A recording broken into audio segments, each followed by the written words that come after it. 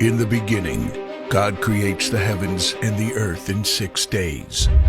He makes Adam and Eve, who spend their days with God until they give in to temptation by eating from a forbidden tree. Sin enters the world, and things get so bad that God floods the earth and starts over with Noah and his family. Years later, God calls Abraham to follow him with the promise to make Abraham the father of a great nation. Abraham obeys, and God gives him a son, Isaac. Isaac's son Jacob has 12 sons. Joseph, Jacob's favorite, becomes second in command of Egypt. God uses him to save his entire family and Egypt from starvation. Hundreds of years later, the Israelites are slaves in Egypt. Moses is called to lead the Israelites out of slavery. Joshua takes over after Moses and leads the people into the promised land. After Joshua, God raises up judges, temporary military leaders like Deborah, Gideon, and Samson, who protect and fight for God's people. The people tire of this leadership, and they call for a king. God gives Israel King Saul, King David, and then King Solomon. But it's all downhill from here. The people rebel, the kingdom of Israel is divided, and everyone turns their back on God.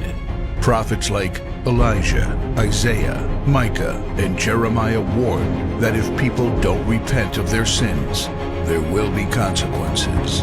But the people ignore their warnings. The divided kingdoms are conquered, and God's people face captivity in foreign lands.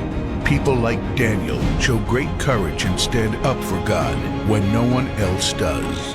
Some of the exiled people return to the promised land, but for 400 years, God is silent.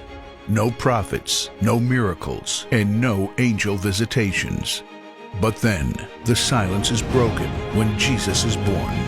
He lives a perfect life, teaches truth, and performs miracles, proving He is God. He shows us the full extent of God's love by taking our place and dying on the cross for our sin. He is placed in a grave, but 3 days later, Jesus rises again, conquering sin and death. His followers travel the world, sharing the good news of His love and starting churches.